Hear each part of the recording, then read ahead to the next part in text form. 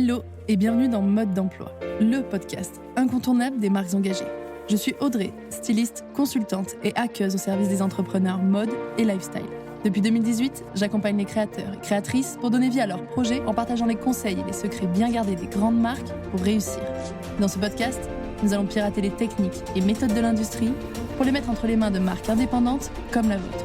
Alors que vous souhaitez créer votre marque en partant de zéro ou lui donner un coup de boost en vendant plus et mieux, vous êtes au bon endroit. Mes très chères créatrices et créateurs, je suis ravie de vous retrouver pour un tout nouvel épisode de Mode d'emploi.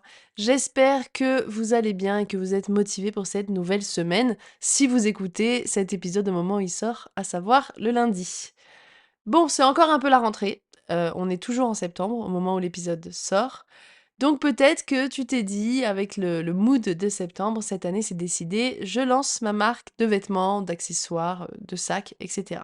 Mais avant de foncer, j'avais envie de te proposer une petite checklist de rentrée. Si tu coches la majorité de ces points, alors clairement tu es prête à démarrer. Et si t'as pas tout fait encore, bah pas grave, ça te montre juste ce qui te reste à préparer avant de passer concrètement à l'action. Mais surtout, cette petite checklist, elle va te permettre de clarifier ton projet et de te motiver. Si tu es encore dans le doute, que tu as cette idée au fond de toi, que tu sais pas exactement, si tu veux la lancer ou comment faire, enfin voilà, tu as encore ce petit doute au fond de toi, beh, clairement, cette checklist, en la faisant, elle va te faire réaliser plein de choses et tu verras par la suite si tu veux te lancer ou non. Mais attention, spoiler alert, cette checklist, elle peut être très motivante parce qu'elle va t'amener à réfléchir à ton idée, à l'affiner et à probablement te rendre compte que ton idée, elle est sympa et qu'elle vaut, le coup d'être réalisée. Donc, on est parti pour cette checklist. Tu peux faire l'exercice en direct, tu mets pause à chaque fois et tu fais l'exercice. C'est parti pour 8 cases à cocher. La première case à cocher, ça va être de définir ta cible. Alors bien sûr, je te dis pas de rentrer dans un travail hyper long et hyper complexe de définition de la cible pour l'instant, mais en gros, la première question à te poser, c'est à qui je veux parler, à qui je veux m'adresser.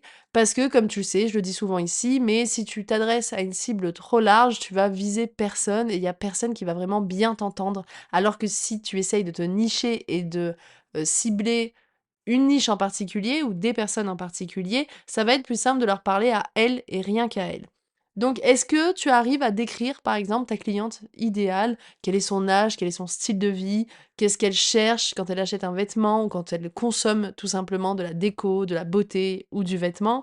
Quelles sont ses problématiques? Quelles sont ses envies? Quels sont ses rêves, etc. Ben voilà, essaye de décrire ta cliente comme un portrait robot, mais un portrait robot plus psychologique que descriptif, quoi. Par exemple, au lieu de dire, bah, je m'adresse aux femmes qui aiment la mode, tu pourrais très bien dire, parce que ça c'est trop large, tu pourrais très bien dire, bah, je veux créer pour des jeunes femmes de 25 à 35 ans qui travaillent en bureau et donc qui ont des tenues de travail, mais qui se sentent limitées parce qu'elles aiment s'exprimer à travers leurs tenues, donc elles cherchent des vêtements colorés qui restent des vêtements professionnels et de travail, mais elles veulent affirmer leur personnalité dans tous les domaines de leur vie, jusque dans leur tenue de travail. Par exemple, c'est des femmes qui ont une déco d'intérieur qui est, hyper affirmée, hyper pointue. C'est des femmes qui, en général, osent, parlent fort, s'expriment, ont des personnalités fortes qui plaisent ou qui ne plaisent pas. Voilà, je m'adresse à ce type de femmes-là et là, c'est bien plus précis que, les femmes de 25 à 35 ans, quoi. Donc voilà, essaye d'être la plus précise possible parce que plus tu seras précise, plus tu vas pouvoir trouver des idées de produits, qui vont résonner avec ta cible, mais aussi un ton de communication et un univers visuel, esthétique et des sujets, des piliers, de contenus éditoriaux, par exemple, qui vont lui parler.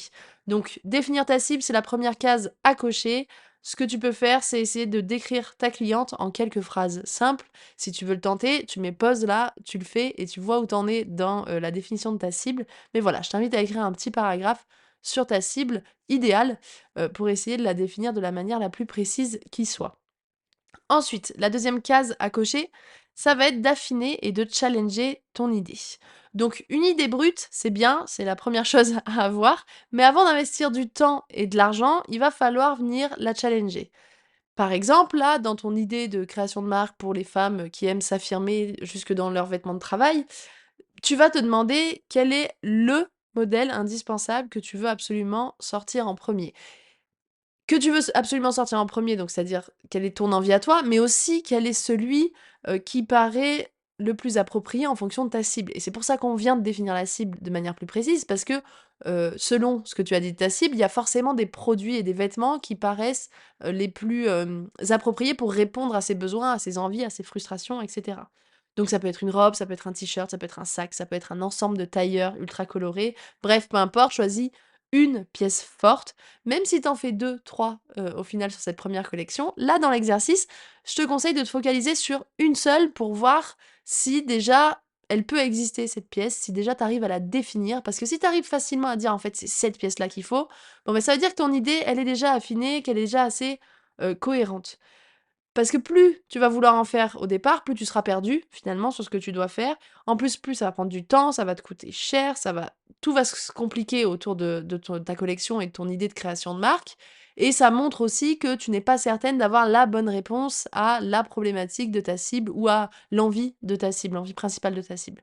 Alors que si tu arrives à définir une seule pièce, une seule et vraie réponse, ça montre que, ce principe de: «Elles ont un besoin, elles ont une envie, j'ai la bonne réponse», il fonctionne et donc c'est ce qu'on appelle le perfect match, sur ton marché, c'est-à-dire que tu as la réponse, la solution à leurs problèmes ou à leurs envies.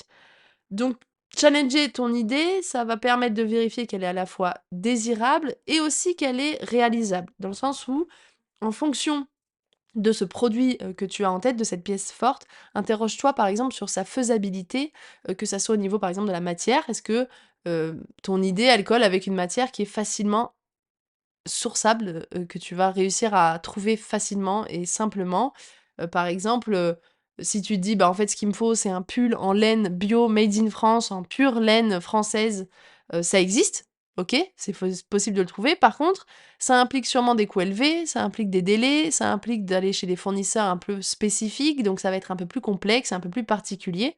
Donc c'est à toi de voir si c'est cohérent pour un démarrage, si tu en es capable, ou s'il faut partir sur une idée qui soit un peu plus réalisable, de manière plus simple et plus facile.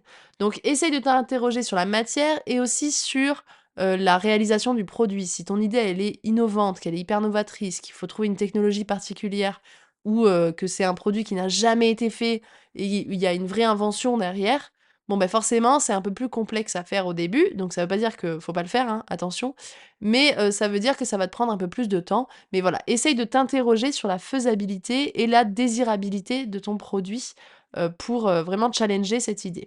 Donc, pour cette case à cocher, essaye de cocher la case: «Est-ce que j'ai identifié une pièce signature et une matière, réaliste?» ou en tout cas une manière de faire, où je me sens capable de me lancer dans ce processus de fabrication.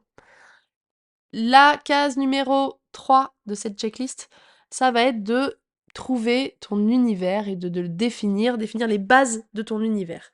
Une marque, c'est pas juste des vêtements, c'est pas juste un nom et un logo, d'accord? C'est un univers que tu proposes, c'est une esthétique, c'est un ton, c'est des valeurs, c'est une histoire que tu racontes, c'est, une transformation que tu vas vendre, c'est une communauté que tu vas créer, d'accord? On est plus, sur une vraie adhésion à tout un univers que, une simple, balade de lèche-vitrine où on va acheter des fringues comme ça sans vraiment regarder la marque. Une marque, vraiment, c'est tout un univers, il va falloir le définir. Donc, pose-toi la question, est-ce que je suis plutôt dans un univers minimaliste, intemporel, ou au contraire quelque chose de très fun, très coloré, du motif, et cetera? Est-ce que je veux défendre, des valeurs comme la durabilité, le made in France, le local, le côté authentique, un sourcing, proche, de qualité, et cetera? Ou est-ce que, ce que je veux vraiment mettre en avant, moi, c'est la créativité, la singularité, il y a un côté, féministe que je veux mettre en avant, il y a un côté acceptation de soi, confiance en soi, ça va être mes valeurs. Ça définit forcément ton univers, ça définit ton positionnement, tout simplement. Et tu vois, en fonction de ces valeurs-là, bah, pareil, l'univers esthétique qui se dessine peut être plus ou moins différent et va être plus ou moins différent. Donc tu peux même aussi réfléchir, par exemple, à un slogan, à une petite phrase qui va résumer ton état d'esprit et qui va résumer la personnalité de ta marque. C'est ça qui est important, c'est de dessiner la personnalité de ta marque. Par exemple, si tu prends Veja, la marque de basket, c'est pas juste une marque de basket, OK? On n'est pas du tout d'ailleurs dans l'univers du sport ou quoi ou du sportswear. C'est tout un univers autour du côté éthique et cool. Donc il y a un côté très bobo, mais c'est une vraie impression, une première impression qu'a réussi à donner Veja assez rapidement et c'est son univers de marque. Donc si toi, tu dois te poser sur cette troisième étape de la checklist, demande-toi, voilà, quelles sont les bases de mon univers de marque, quelle est l'impression, la première impression que je veux donner et quelle est la personnalité de ma marque. Et tu dois réussir à la définir là aussi en quelques phrases assez simples mais évidentes. Étape 4, donc la quatrième case à cocher de cette checklist, ça va être de définir ton budget de départ. Créer une marque, ça demande un minimum d'argent. Ceux qui te disent que c'est possible sans argent, sont clairement des menteurs, je le dis. Il y a forcément un moment où tu vas devoir, mettre un peu d'argent sur la table pour créer ta marque. Mais t'as pas non plus besoin d'avoir 50 000 € au début, tu pas obligé d'avoir une énorme somme à investir. Par contre, tu dois savoir combien tu es capable d'investir au début. Comme n'importe quel projet, tu dois avoir un budget, qui n'est pas limité. C'est-à-dire que ça se trouve, ce budget-là, tu vas venir, l'agrandir avec de la Lovely Money, avec un prêt bancaire, avec des donations, avec, plein de choses. Mais tu dois avoir un premier budget de base. Tu dois être capable de mettre ton argent sur la table et d'investir avec tes propres finances dans ton projet à toi. Donc, est-ce que tu as mis de l'argent de côté? Est-ce que tu as prévu une petite enveloppe pour ce projet-là? Est-ce que, tu sais définir, tu sais dire que tu vas avoir telle enveloppe dans tant de mois parce que tu as prévu de mettre de côté pendant, quelque temps et tout ça? Essaye d'avoir vraiment une vision chiffrée avec une enveloppe et de dire combien tu as dedans. Même si c'est 2 000 ou 3 000 €, on peut tout à fait lancer un petit projet avec, un petit budget, mais il faut juste être lucide dès le départ sur ce que tu peux assumer toi financièrement et combien tu es prête à engager, pour commencer, en tout cas, ton projet. Donc pour cocher cette case de la checklist, je te propose de, définir combien tu es prête à mettre pour commencer ton projet. Ensuite, la cinquième case à cocher, et ça va avec celle d'avant, ça va être de te renseigner sur les aides possibles. Parce que tu n'es pas obligé de tout financer seul, même si, comme je te le dis, je te le répète, c'est important de mettre ton propre argent dans ton projet parce que ça montre une certaine confiance et ça montre que tu es impliqué. Mais tu vas pouvoir aller chercher des financements, au niveau régional ou local, parce qu'il y a beaucoup, beaucoup, franchement, de structures qui peuvent aider, à la création, d'entreprises et à la création de projets. Donc ça peut être des subventions, c'est souvent des taux à prés à des prêts à taux zéro, pardon. Ça peut être aussi des accompagnements gratuits. Il y a plein de choses dans les accompagnements gratuits, donc qui sont plus ciblés création d'entreprise, pas du tout création de marque de vêtements, par contre, je te le dis. Mais tu peux avoir, de l'accompagnement sur la partie, vraiment, création, d'entreprise. Mais il va falloir aller chercher l'info parce que forcément ces aides-là, elles sont pas non plus, hyper accessibles parce que c'est des aides, enfin, du gouvernement et de la région et qu'ils ont pas une, capacité de communiquer qui est vraiment, excellente, disons-le. Donc toi, tu vas devoir aller prendre contact avec les bonnes personnes. Donc moi, je te conseille de te rendre dans ta chambre de commerce ou, de te renseigner sur, la région, dans laquelle tu te situes et ça, c'est vraiment des bons points de départ. Tu vas te rendre compte qu'il y a pas mal de financements à décrocher et même si tu décroches pas de financement, tu verras qu'il y a un réseau, qui peut carrément t'être utile. Donc pour cocher cette cinquième case, je t'invite dès maintenant à te mettre une date dans ton agenda pour contacter, toutes les structures qui peuvent t'accompagner de manière locale et régionale. La case numéro 6, ça va être de, faire le plein d'inspiration et baigner dans l'univers entrepreneurial.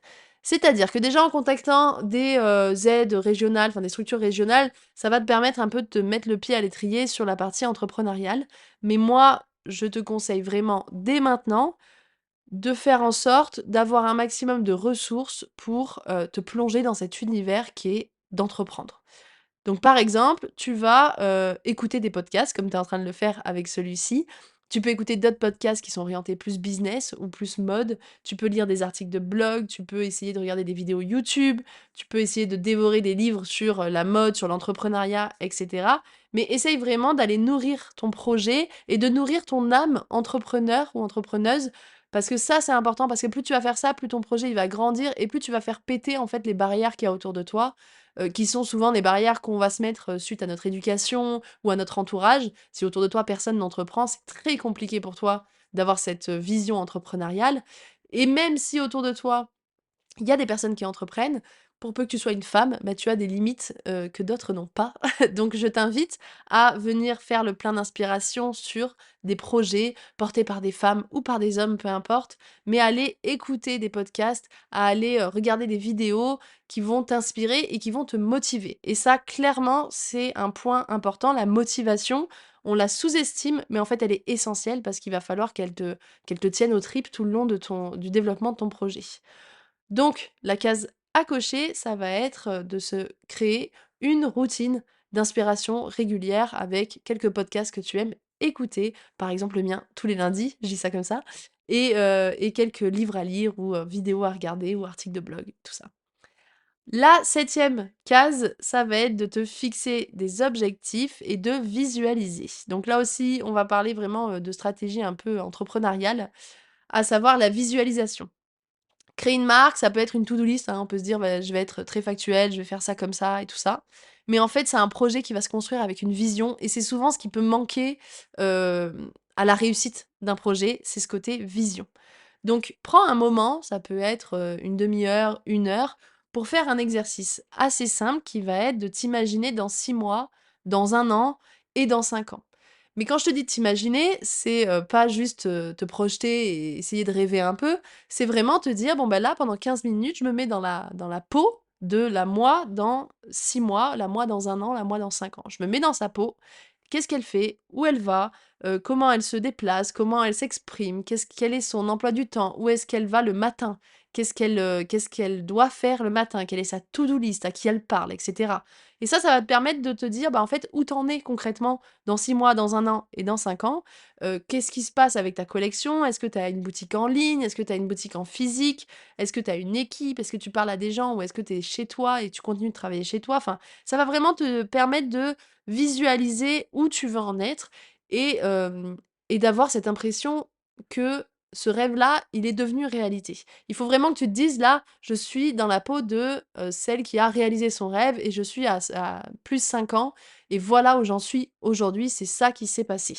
Ça, tu l'écris, tu le visualises et ça peut sembler anecdotique comme ça peut sembler même bizarre, mais en fait, ça te donne une direction et ça t'aide à rester motivé. Et si tu affiches ça quelque part chez toi, tu auras une direction en fait, tu sauras où aller et tu sauras te dire: «En fait là pour réaliser ma vision, je suis obligé par exemple d'aller, trouver un prêt à taux zéro, je suis obligé d'aller embaucher telle personne ou alors je suis obligé de bouger de travail, de changer de job et cetera pour réaliser ma vision». Donc la case à cocher, ça va être: est-ce que j'ai pris le temps de visualiser mon futur avec ma marque à 6 mois, 1 an et 5 ans? Et enfin, la dernière case qui va être, décisive, c'est après avoir fait tout ça là, on en est à la huitième case, tu vas te fixer une date de lancement. C'est la dernière étape, mais elle est super importante. Se donner une date, c'est hyper important, même si c'est pas une date qui est figée, en fait. L'important, c'est pas de se dire: «Bah, à telle date, faut absolument que je sois lancée et c'est comme ça et ça bougera pas». C'est pas une date figée. En fait, c'est un objectif. Pourquoi? Parce que sans date, tu vas tout simplement, prendre le risque de repousser sans cesse et du coup, de jamais vraiment réaliser et jamais vraiment passer à l'action. Tu vois? Tu vas pas visualiser et tu vas pas te donner un réel objectif. Donc tu peux te dire: «Je lance ma, 1re, précommande en juin 2026, en juin prochain». Même si derrière tu ajustes, même si c'est pas tout à fait ce qui va se réaliser, c'est pas grave, ça te donne un cap en fait, ça te donne quelque chose d'assez concret. Te dire: «Bon ben voilà, maintenant j'y vais, en juin, je dois m'être lancée et j'y vais, je me motive et j'essaye de m'y tenir». Bien sûr que tu vas peut-être pas t'y tenir, on s'en moque, mais dans ta tête, s'il te plaît, essaye de t'y tenir. Et si tu veux savoir d'ailleurs combien de temps ça va te prendre réellement, là, je t'invite à écouter l'épisode de la semaine dernière où je t'ai détaillé, tous les, délais pour chaque étape pour créer ta première collection. Ça t'aidera peut-être à fixer une date un peu plus réaliste, même si comme je t'ai dit, ce qui compte, c'est de te fixer une date à la fin de cette checklist. Donc dernière case à cocher, quelle est la date de mon lancement? Voilà, ça c'est ta checklist de rentrée. Si tu coches, la majorité des points, si tu as réussi à tout cocher dès maintenant, bah, c'est parti, je crois que tu es prête, à te lancer clairement. Et puis si tu as pas encore tout, c'est pas grave, comme je te disais, tu vas l'utiliser cette, checklist comme une feuille de route et surtout j'imagine que ça t'a permis de réfléchir à ton projet et de savoir si tu étais, motivée. En tout cas, faire ces exercices-là, vont t'aider vraiment à réaliser si tu dois ou non te lancer dans ce projet de création de marque. Le plus important, je le rappelle encore, mais c'est pas d'attendre que tout soit parfait pour te lancer, c'est de savoir où t'en es et de mettre un pied devant l'autre, c'est ça qui compte. Voilà, on arrive déjà à la fin de cet épisode, j'espère que cette checklist, elle t'aura aidé. Si cet épisode t'a plu, en tout cas, laisse-moi 5 étoiles et un petit commentaire dans la plateforme d'écoute de ton choix, ça me fait plaisir, ça aide le podcast à se faire connaître, à se diffuser et ça aide beaucoup de créatrices à se lancer ou à définir leur projet. Mes très chères créatrices et créateurs, merci d'avoir été à l'écoute, continuez de transformer vos rêves en réalité, prenez soin de vous et à bientôt pour un nouvel épisode.